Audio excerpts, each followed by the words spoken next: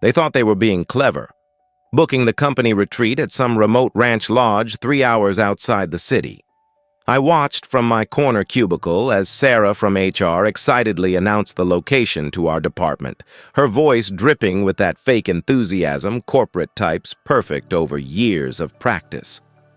"Mountain Vista Ranch Lodge," she chirped, sliding glossy brochures across the conference table. Complete isolation from city distractions, team-building activities, and authentic Western hospitality. My coffee mug froze halfway to my lips. Mountain Vista Ranch Lodge. The name hit me like a freight train carrying 20 years of memories. I knew every inch of that property, every weathered fence post, every creaking floorboard in the main lodge. I should know it well. I'd inherited it from my grandfather 5 years ago. The irony was delicious. Here I was, the quiet guy they barely acknowledged, the one they consistently overlooked for promotions despite my 15 years of dedication. They had no idea that their authentic Western experience was about to become very authentic indeed.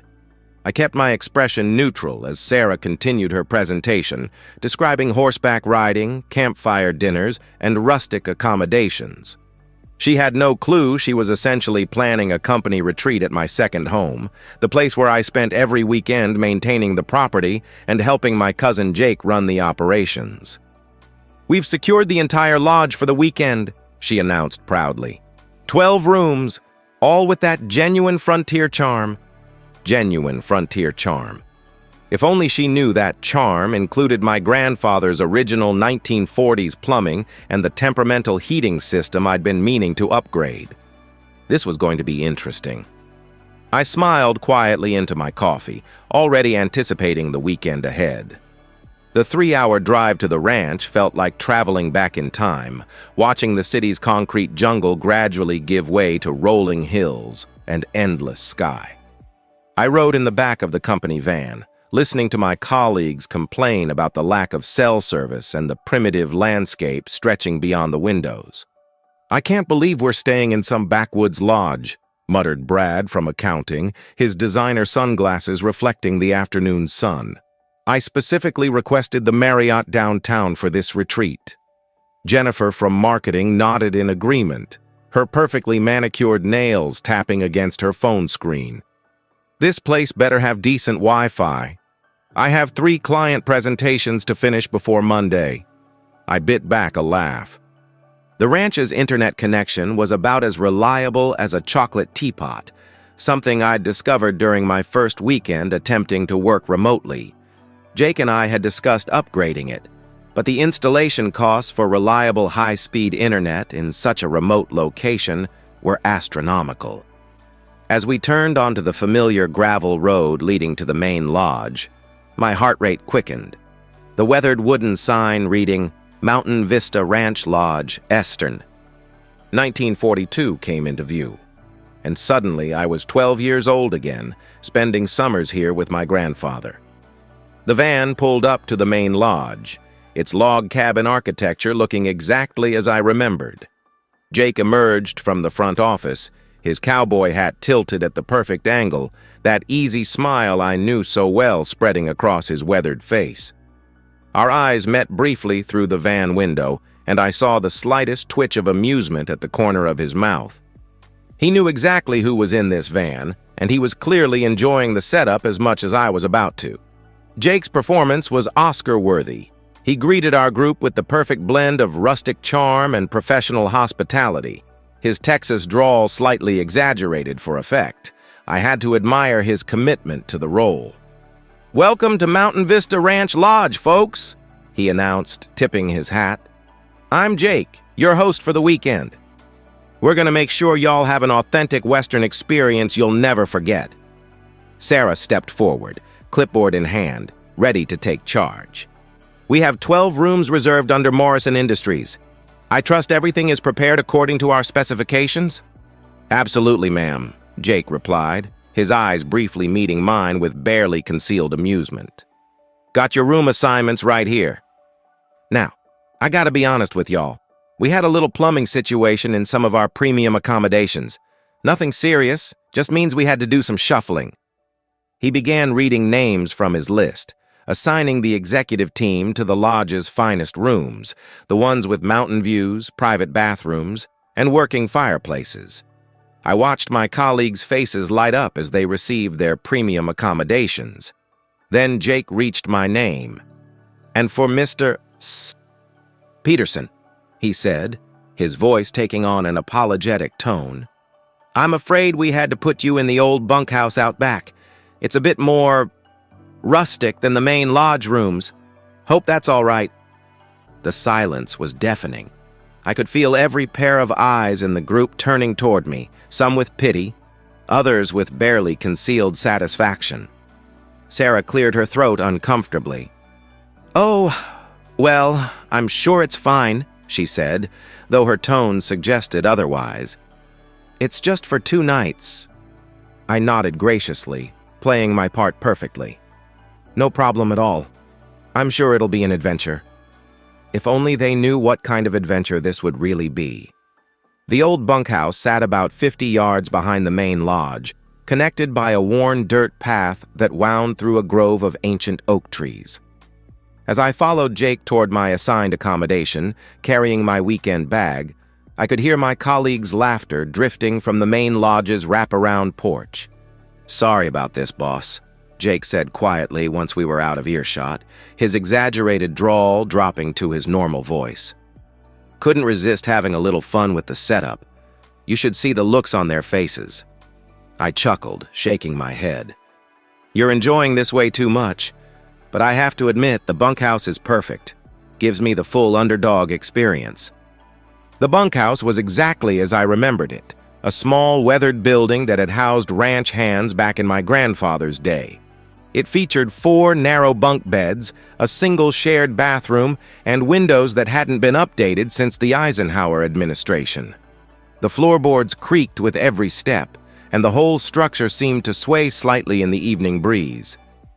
"Your colleagues specifically requested that any lower-level employees be given the most basic accommodations available," Jake explained, opening the door with a key that looked like it belonged in a museum. "Apparently, they wanted to maintain proper corporate hierarchy even during a team retreat." The irony was almost too perfect. Here I was, the owner of the entire property, being relegated to the most basic accommodations because my colleagues saw me as expendable.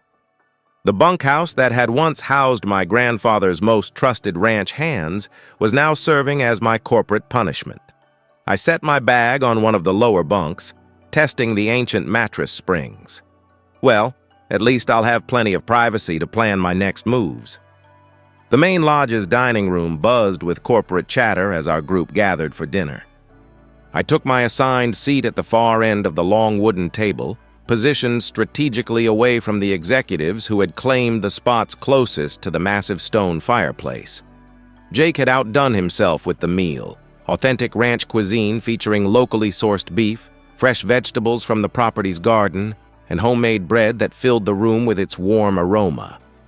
As I savored each bite, I couldn't help but smile, knowing that every ingredient had been carefully selected and prepared under my ultimate oversight. "This food is actually quite good," Jennifer admitted reluctantly, cutting into her perfectly cooked steak. "Though I have to say the accommodations leave something to be desired.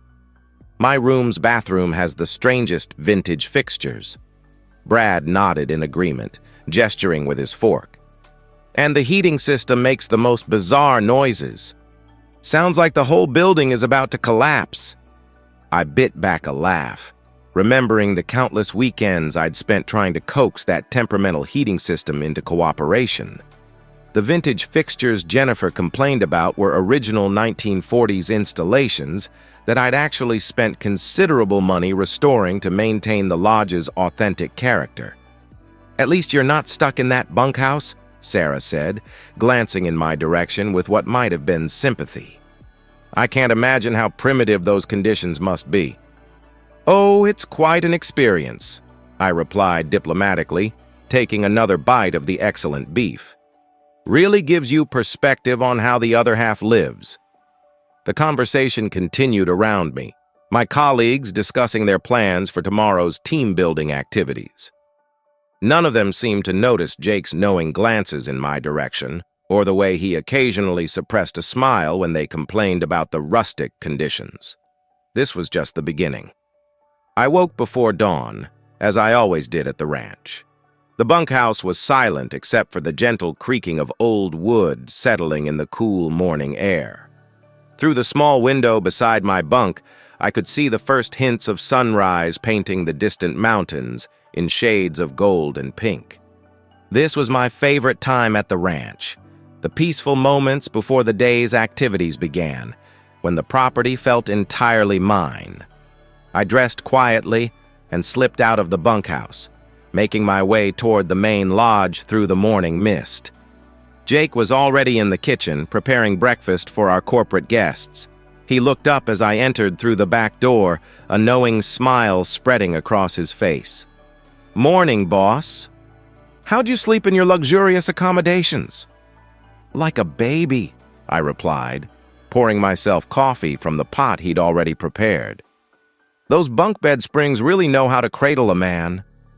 We worked together in comfortable silence, Jake handling the cooking while I helped with preparations. It felt natural, this routine we'd established over the years, the kitchen filled with the aroma of bacon, fresh eggs, and homemade biscuits. "Your colleagues are in for a treat today," Jake said, flipping pancakes with practiced ease. "Got the full ranch experience planned, horseback riding, cattle herding, the works." "Should be interesting," I mused, watching through the kitchen window as early morning light illuminated the pastures where our horses grazed peacefully. Most of them have probably never been closer to a cow than a steakhouse. The sound of footsteps on the lodge's main staircase indicated our guests were beginning to stir. I quickly slipped back outside, making my way to the bunkhouse to maintain my cover. The real fun was about to begin, and I wanted to be in position to observe every moment of their authentic Western education. The morning's horseback riding activity provided entertainment beyond my wildest expectations. I watched from my position near the corral as Jake introduced our corporate group to their mounts, gentle, well-trained horses that had been carrying inexperienced riders for years. "Now, these horses know their business," Jake explained, his voice carrying that perfect blend of authority and amusement. "Just treat them with respect and they'll take good care of you." Brad, who had spent the previous evening boasting about his expensive gym membership and CrossFit achievements, approached his assigned horse with obvious nervousness. The gentle mare, a patient old girl named Buttercup, stood perfectly still as he struggled to mount properly. "This saddle seems defective," Brad announced, his designer jeans clearly not designed for ranch activities. "Shouldn't there be better back support?" Jennifer fared no better, her manicured hands gripping the reins with white-knuckled intensity as her horse took its first slow steps. "Are you sure this animal is properly trained? It feels very unpredictable." I bit back laughter as I watched my colleagues discover the difference between their urban comfort zones and authentic ranch life. These were the same people who had dismissed me as unsophisticated, who had made countless jokes about my weekend hobby of maintaining rural property. Sarah, attempting to maintain her leadership role even on horseback, called out instructions to the group. "Remember, this is about team building and stepping outside our comfort zones." Her words proved prophetic when her horse decided to investigate a particularly interesting patch of grass, completely ignoring her attempts to maintain control. The sight of our normally commanding HR director being led around by a 1,000-pound animal was worth every uncomfortable night I'd ever spent in that bunkhouse. Jake caught my eye and winked. The education was just beginning.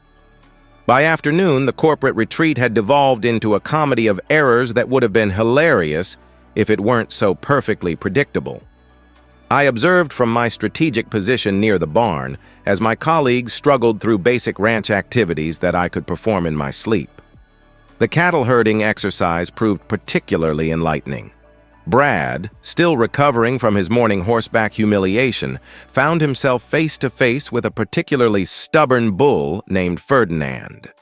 The massive animal, who was actually as gentle as a lamb despite his intimidating size, simply stared at Brad with bovine indifference.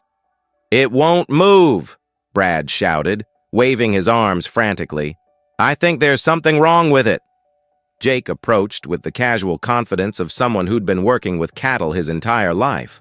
"Ferdinand's just waiting for you to ask nicely," he explained, gently guiding the bull toward the designated pen with a simple touch and quiet word.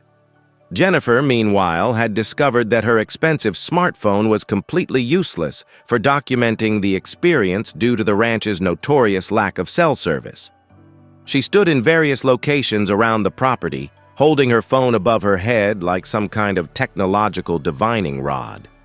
"This is completely unacceptable," she muttered, her frustration mounting with each failed attempt to upload photos to social media.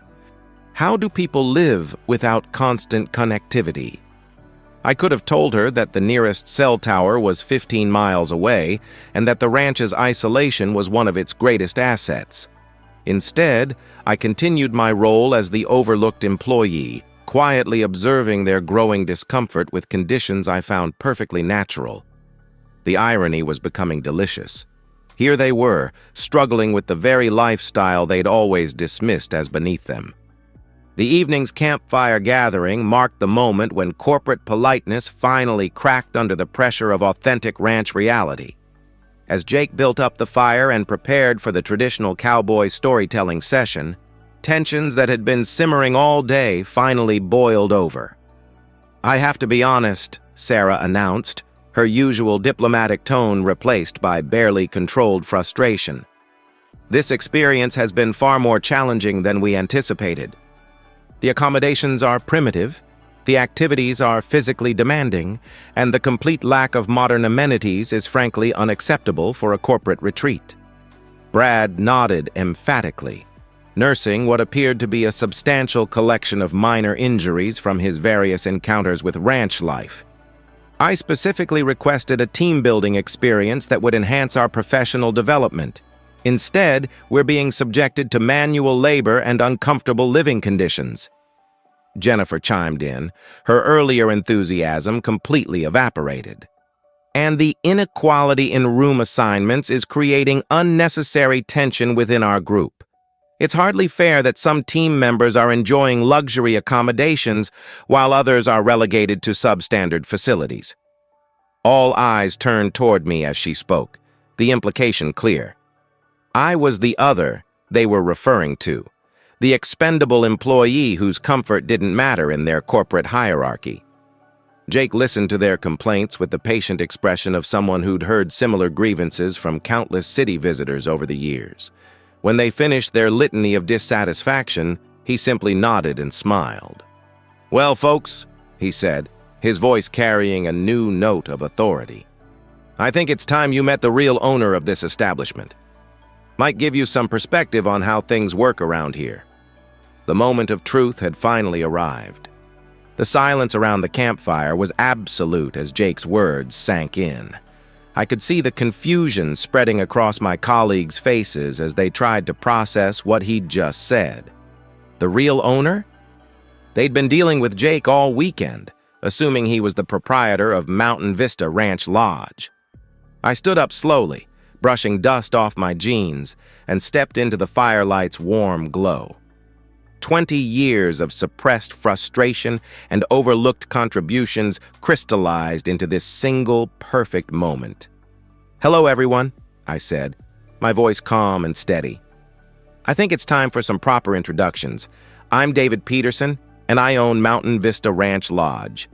Every building, every horse, every acre of land you've been experiencing this weekend belongs to me." The shock was immediate and complete. Sarah's mouth fell open, her clipboard forgotten in her lap. Brad's face cycled through several shades of red as the implications hit him. Jennifer simply stared, her phone hanging uselessly in her hand. "That's impossible," Brad stammered. You work in our department. You're nobody special." "I inherited this property from my grandfather 5 years ago," I continued, enjoying every second of their stunned silence. The same grandfather who built this lodge in 1942, who raised cattle on this land, who taught me that real respect comes from how you treat people when you think nobody important is watching. Jake stepped forward, his grin now completely unconcealed. David here spends every weekend maintaining this property, working alongside the staff, making sure everything runs smoothly. He specifically requested that your group be treated exactly as you requested, with corporate hierarchy fully respected. The campfire crackled in the silence as my colleagues absorbed the full magnitude of their situation. They had unknowingly booked their company retreat at my ranch, treated me like an expendable employee, and demonstrated exactly the kind of workplace attitudes that had kept me overlooked for years. The bunkhouse assignment? I asked rhetorically. That was your idea. The drive back to the city was notably quieter than our journey to the ranch. I sat in the same seat in the company van, but the dynamic had shifted completely. My colleagues, who had spent the weekend complaining about primitive conditions and unfair treatment, now understood they had been guests at my property the entire time. Sarah had spent the final morning at the ranch apologizing profusely, her professional composure completely shattered by the revelation. David, I had no idea. If we had known you owned the property, obviously the arrangements would have been completely different. Would they? I had asked quietly. Or would you have simply been more polite about the same underlying attitudes? The question hung in the air unanswered because we all knew the truth. Their behavior hadn't been about the ranch or the accommodations. It had been about their perception of my worth within the corporate hierarchy. Brad had attempted to salvage the situation with awkward jokes and forced camaraderie, but the damage was done. Jennifer had offered to feature the ranch in the company's marketing materials, apparently missing the point entirely. As we pulled into the office parking lot Monday morning, I felt a sense of closure I hadn't expected. The weekend had revealed everything I needed to know about my colleagues' true characters and my own place within the company structure. Jake had been right when he'd told me years ago that respect couldn't be demanded. It had to be earned through actions, not titles or positions. My colleagues had shown their true selves when they thought nobody important was watching, and I had finally shown them mine. The ranch would always be there, a reminder that real value comes from authenticity, hard work, and treating people with dignity regardless of their perceived status. Some lessons are best learned the hard way, and this weekend had been an education for everyone involved. Thank you for listening to this story of workplace dynamics and unexpected revelations. I'd love to hear from you. Please write in the comments below what part of the world you're listening from. And don't forget to subscribe to the channel for more stories about life's unexpected twists and the moments when justice finally prevails. Your support means everything, and I can't wait to share more adventures with you soon.